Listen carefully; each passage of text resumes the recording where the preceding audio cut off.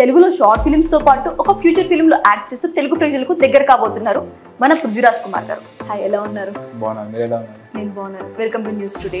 Thank you. So me education ఎక్కడ ఎలా సాగింది, ఎలా జరిగింది? సో ఎడ్యుకేషన్ అంతా ముంబైనే. ఎన్ని స్టేజ్ షోస్ ఇచ్చుంటారు యాక్టర్ గా? కాలేజ్లో చేశాను నేను డ్రామా, ఒక 2 చేశాను అక్కడ. సో ఈ యాక్టింగ్ కోసం ఎక్కడైనా ఇన్స్టిట్యూట్స్ లో జాయిన్ అవ్వడం కానీ, ఎక్కడైనా కోచింగ్ తీసుకోవడం కానీ ఎక్కడైనా? ముంబైలో చెప్పా కదా, కాలేజ్లో డ్రామాస్ చేసేవాడిని, బ్యాక్ స్టేజ్ వర్క్ చేసేవాడిని. సో అక్కడి నుంచి నేర్చుకున్నాను. ఎలా ఉండింది నితేష్ గారి దగ్గర యాక్టింగ్ నేర్చుకోవడం? అది one of the best experiences in my life. ఎలా ఉంది అక్కడ హిందీ నుంచి ఇక్కడికి వచ్చి తెలుగు నేర్చుకోవడం? ఇదంతా ఎలా నేర్చుకో? ఇంట్లో తెలుగు మాట్లాడతాం కదా, సో దానివల్ల ఆ Telugu language speaking basically. So మేము విన్నాం మరాఠీలో ఒక ఫిలిం చేశారు అని చెప్పాను. ఆ ఫిలిం గురించి మాకు ఏమైనా విశేషాలు, వివరాలు? మూవీ పేరు రాత్రిచ పౌస్. పౌస్ అంటే రెయిన్, వర్షం. So night rain.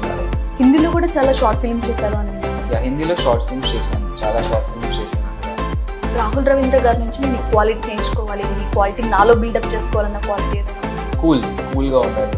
Hero character Dixit గారు ఎలా ఉండేవాళ్ళు?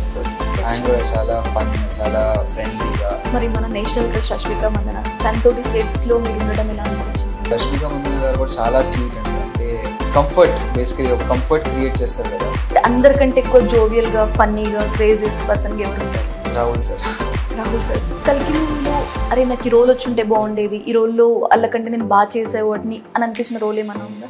అలా అయితే ఏం లేదు, కానీ main character, okay, lead characters చేస్తుంటే బాగుండేది. ఇండస్ట్రీలో మరెన్నో అవకాశాలు పొందాలని, గొప్ప స్థానానికి ఎదగాలని, మీకంటూ ఒక ప్రత్యేక స్థానాన్ని సంపాదించుకోవాలని న్యూస్ టుడే తరఫున మేమందరం ఆశిస్తున్నాం. థ్యాంక్ యూ పృథ్వీరాజ్ గారు. Thank you so much.